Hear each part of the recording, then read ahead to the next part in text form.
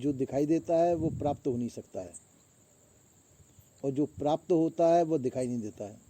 जो प्राप्त हो सकता है सदैव प्राप्त है, जो जिसका कभी वियोग नहीं हुआ, जो सदैव प्राप्त है, वो दिखाई नहीं देता। अब इस समस्या का समाधान कैसे हो? क्योंकि मनुष्य के पास जो साधन है, जिनको कहते हैं ज्ञान इंद्रिय, आंख, कान, नाक, त्वचा, जिह्वा आदि ज्ञान इंद्रिय, इन ज्ञान इंद्रियों के द्वारा सब संसार जानने में आता है। दिखाई देने का काम नेत्रों का, पर जो जिस इंद्रिय के द्वारा जो विषय जाना जाए वो दिखाई देना ही है। कान के द्वारा शब्द सुनाई देते हैं, तो सुनाई देने का मतलब देखना ही है। तो जो जिस इंद्रिय का विषय हो, जो जिस इंद्रिय के द्वारा जो वस्तु जानी जाती है, वो उसे वो इंद्रिय उस वस्तु की नेत्र है। तो हम जो है ज्ञान इंद्रियों के द्वारा सब संसार को जानते हैं, क्योंकि संसार है पंच विषयात्मक। पंच विषयात्मक संसार को हम ज्ञान इंद्रियों द्वारा जानते हैं, ये निश्चित हो गया।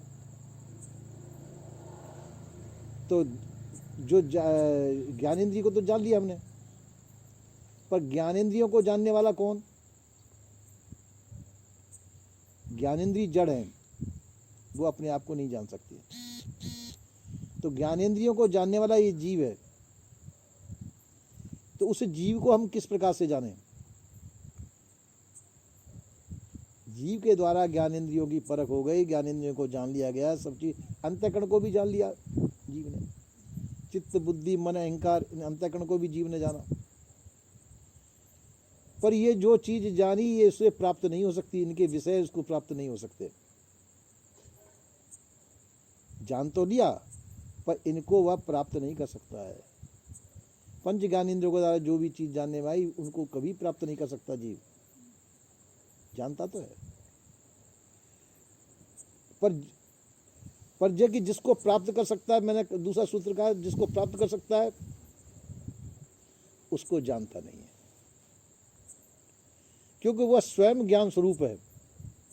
अपने ज्ञान स्वरूप से अपने से भिन्न प्राणी पदार्थ को जान सकता है,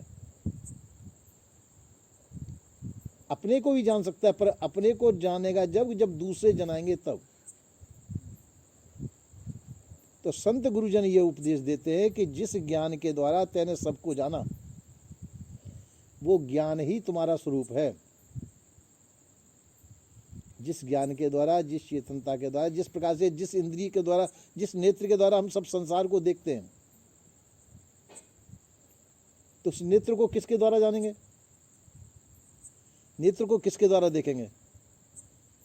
नेत्र को जानेंगे जिस नेत्र के द्वारा संसार को देखते हैं, वह नेत्र हमारे पास मौजूद है। नहीं तो ये दिखाई कैसे देता? नेत्रों को बंद कर लो, संसार दिखना बंद हो जाएगा। तो संसार को देखने का साधन हमारे पास नेत्र मौजूद है। तो इसी प्रकार से जिस चेतन के द्वारा हम सब संसार को जानते हैं, पंच विषयों को जानते हैं, अंतःकरण को जानते हैं, वह चैतन्य हमारा स्वरूप है। हम अपने चेतन स्वरूप के द्वारा, अपने ज्ञान के द्वारा, ज्ञान स्वरूप, चेतन स्वरूप को, ज्ञान स्वरूप को, उसके द्वारा हम संसार को जानते हैं। पर संसार हमको नहीं जान सकता है, क्योंकि संसार जड़ है। संसार हमको नहीं जान सकता, पर संसारी उपकरणों के द्वारा आप कह सकते हैं कि ठीक है, जब आप जानते हैं तो मुर्दा शरीर भी जानना चाहिए। मुर्दा शरीर क्यों नहीं जानता है हमको? मुर्दा शरीर ये नहीं है, उसमें चेतनता नहीं है। जानने की शक्ति चेतन की है, वो ज्ञान स्वरूप है। जड़ शरीर में जड़ता का दोष है, वो ज्ञान स्वरूप नहीं है। तो चेतन जीव किसी को नहीं जान सकता है। चेतन उसमें से निकल जाता है, जड़ मुर्दे में से चेतन निकल जाता है।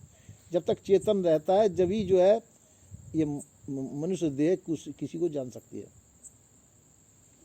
और जब चेतन निकल जाता है तो फिर मनुष्य देह जड़ हो जाती है, वो किसी को भी जान नहीं सकती, क्योंकि इंद्रिय भी नहीं रही उसके पास। इंद्रिय भी जड़ हो गई, मन भी जड़ हो गया, अंतःकरण जड़ हो गया।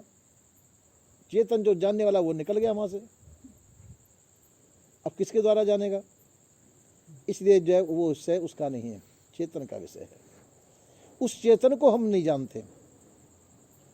जिस चेतन के द्वारा हम पूरे संसार को जानते हैं,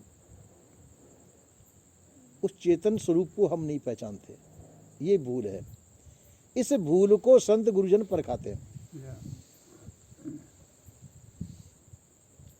उस चेतन को ही दर्शा कि जिसके द्वारा तेने सब संसार को जाना, सब संसार को मानता है, वही तेरा स्वरूप है।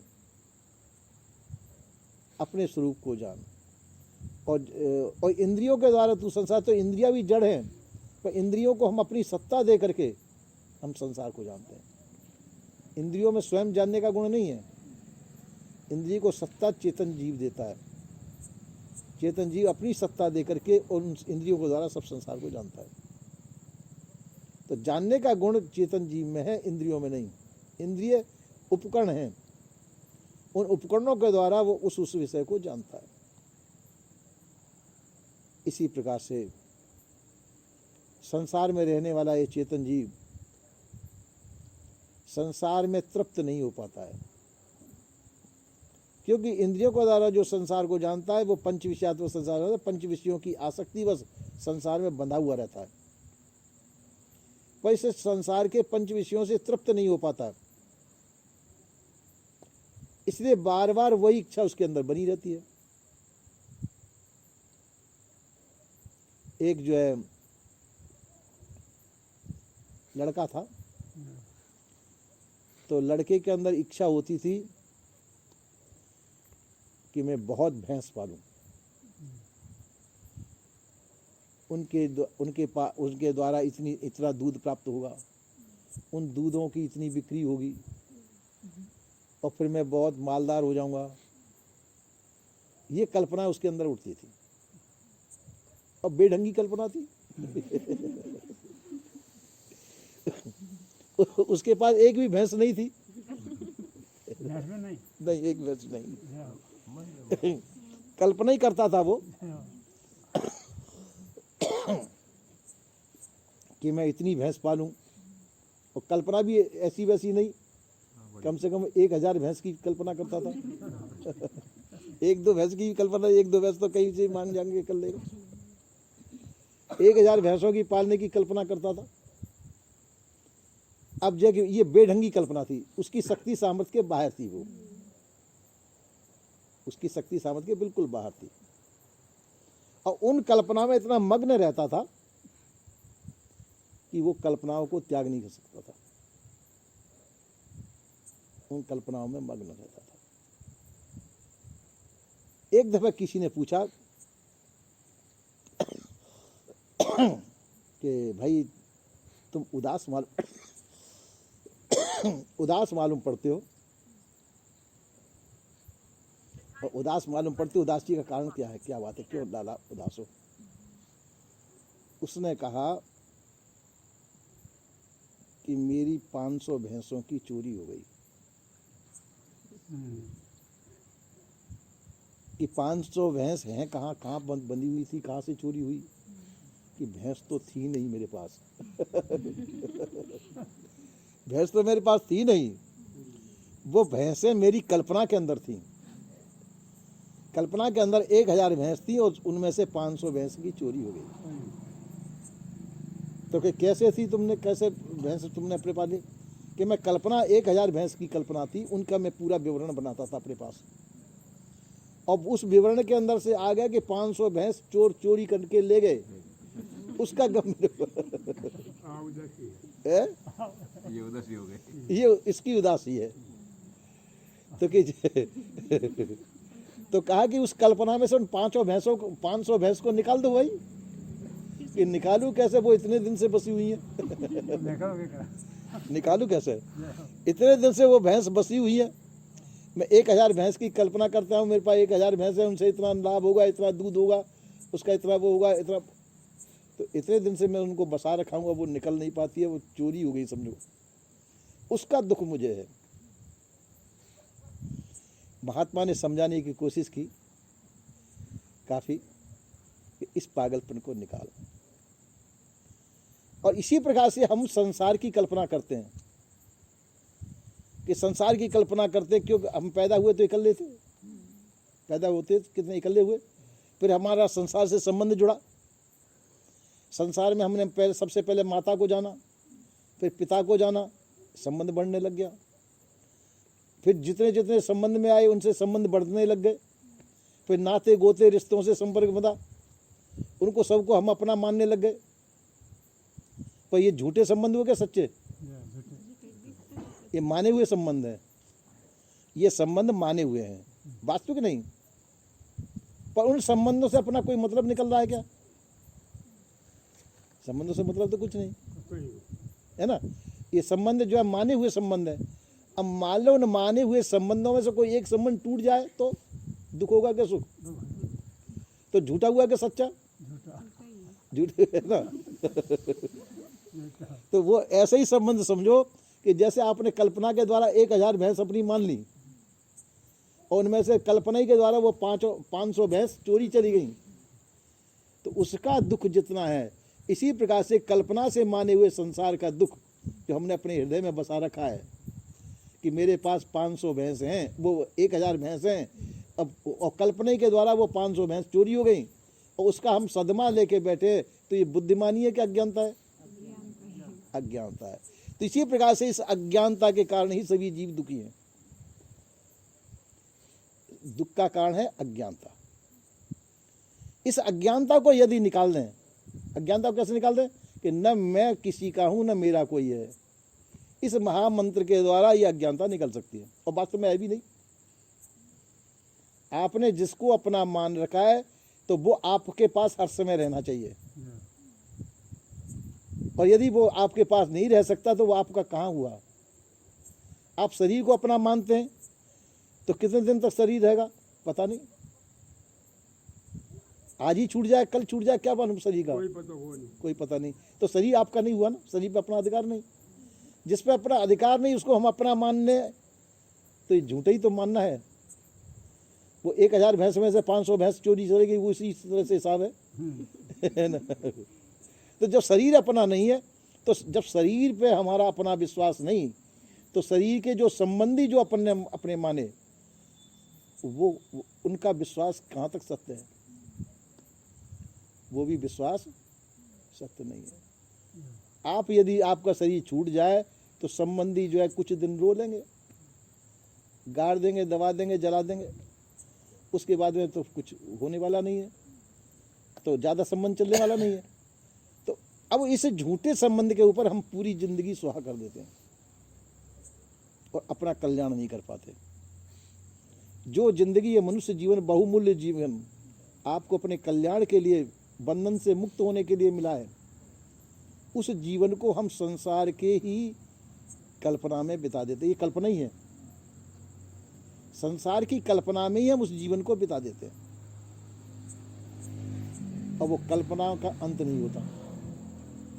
पूरी जिंदगी हम कल्पना करते रहते हैं। जैसे उस लड़के के अंदर से वो भैंसों की कल्पना नहीं निकल रही थी, इसी प्रकार से हमारे अंदर भी, सबके अंदर कल्पना बसी हुई है। किसी के अंदर डॉक्टर बनने की, किसी के अंदर कलेक्टर बनने की, किसी के इंस्पेक्टर बनने की, किसी के अंदर राष्ट्रपति बनने की, नेता बनने की, सभा नेता बनने की। कुछ न कुछ अपने अंदर एम बसा हुआ है। उस एम को पूर्ति करने के अब सामर्थ्य उसके अंदर है नहीं। अगर सामर्थ्य है भी, मान ले सामर्थ्य है, पर वो सामर्थ्य कब तक टिकेगी? कब तक टिकेगी वो सामर्थ्य? झूठी सामर्थ्य है वो ज़्यादा दिन जीवित नहीं रह सकती है। तो झूठी सामर्थ्य है। सत्य सामर्थ्य तो है कि आप ही आपके हैं और कोई दूसरा आपका नहीं है। वो सामर्थ्य, वहां तक सामर्थ्य सत्य है। वो जो संसार की वस्तुओं को जो आपने अपना मान रखा, ये झूठी सामर्थ्य है। ये प्रारब्ध से संयोग है। प्रारब्ध कहते हैं पहले के किए हुए कर्म, पहले के किए हुए कर्मों के वशीभूत होकर अभी वर्तमान में संसार का संबंध आपसे जुड़ा हुआ है, पर है झूठा। वो प्रारब्ध के वशीभूत होकर के जुड़ा, वो प्रारब्ध जब टूटता जाएगा वो संबंध भी टूटते जाएंगे। जैसे आपने किसी को अपना संबंधी माना तो जब तक संबंध प्रारब्ध का खेल है, जब तक वो संबंध बना रहेगा, और जब प्रारब्ध खत्म हो गया वहां का उससे संबंध, तो वो संबंधी तुमसे वियोग हो जाएगा उसका।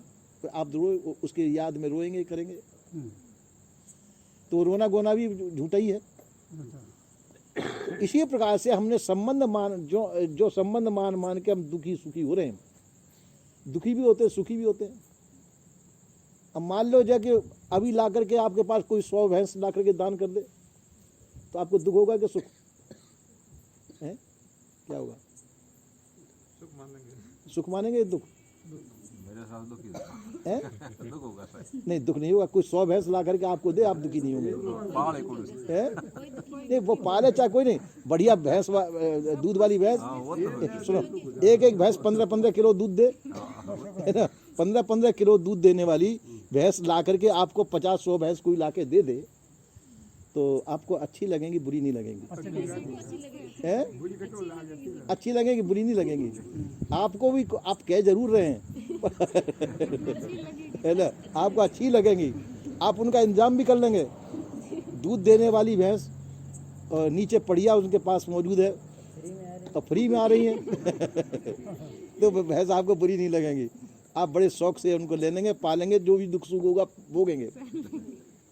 अब मान लो वो भैंस किसी कारण से संसार के संकट के वश वो कुछ साल 2 साल आपके पास रही और किसी प्राकृतिक आपदा के द्वारा ये कोई भी करके वो भैंस सबकी सब मर जाए एक साथ फिर कैसा होगा? है? दुख आ गया। तो वो सुख भी झूठा, क्योंकि अपन ने खरीदी नहीं थी, फोकट की आई थी वो और वो मर गई तो वो फोकट भी मरी तो सुख भी झूठा और दुख भी झूठा, दोनों ही झूठे। इस झूठे सुख दुख के अंदर हम परेशान हैं। यदि ये समझ में आ जाए हमारे कि सुख भी झूठा माना हुआ और दुख भी झूठा है, क्योंकि ये प्रारब्ध के वशीभूत है, अपने वशीभूत है। प्रारब्ध पहले कर्म बन चुका है अपना, तो और वो प्रारब्ध जैसे जैसे समाप्त होता जाएगा ये सुख दुख भी मिटते चले जाएंगे, और सुख भी हमारा नहीं दुख भी हमारा नहीं, ऐसा जिसने कर लिया तो समझो कि वो वैराग्यमान माना जाता है।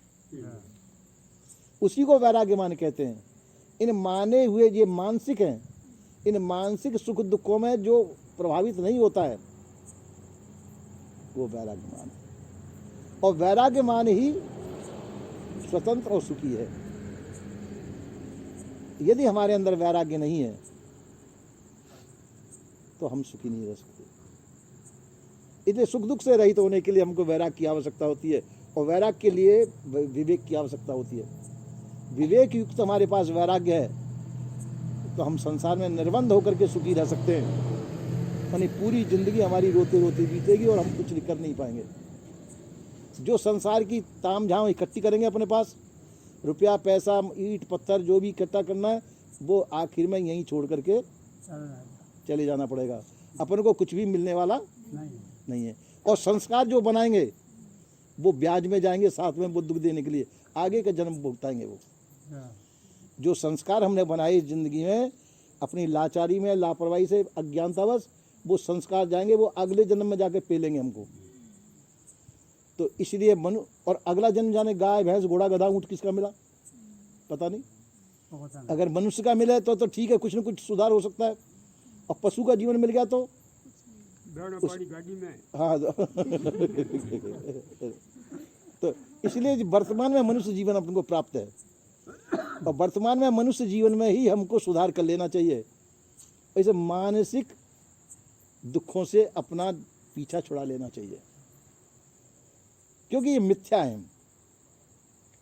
जो प्रारब्ध के अनुसार जो अपने सामने आ रहे उसको भोग लो, कोई बात नहीं, भोग करके पीछा छुड़ा लो, पर नया मानसिक दुख सुख मत बनाइए। तो नया बनाओ मत और पुराने को भोग लो, तो पीछा छूट जाएगा, झंझट खत्म, अपन स्वतंत्र हो जाएंगे। पर इतना अपन नहीं कर पाते, इसलिए अनादिकाल से धारा प्रवाह से हम चले आ रहे हैं। इसी प्रकार से सुख दुख मिथ्या सुख दुख भोगते चले आ रहे हैं। इसलिए मिथ्या सुख दुख को छोड़कर के हम स्वतंत्रता स्वाधीनता प्राप्त करें, ये सदगुरु श्री कबीर साहब का ज्ञान है। इसको पाके हम सभी स्वतंत्र स्वाधीन हो सकते हैं। बोलिए श्री सदगुरुदेव की जय हो।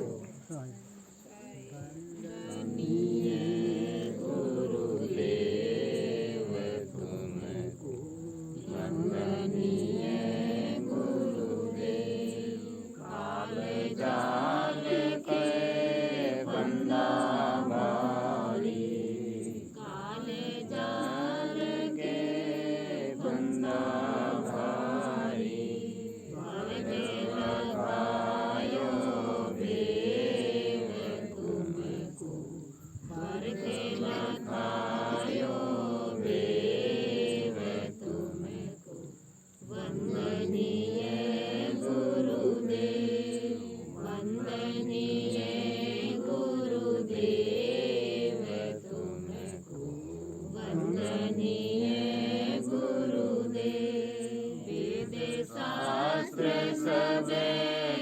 खोजते हारे, वेद शास्त्र सब खोजते हारे, मर्म न जानत देव तुमको, मर्म न जानत केव तुमको, वंदनीय गुरुदेव, वंदनीय गुरुदेव तुमको, वंदनीय गुरुदेव, गुरु समान और को दाता, गुरु समान और को दाता, ताकि करिए सेव तुमको, ताकि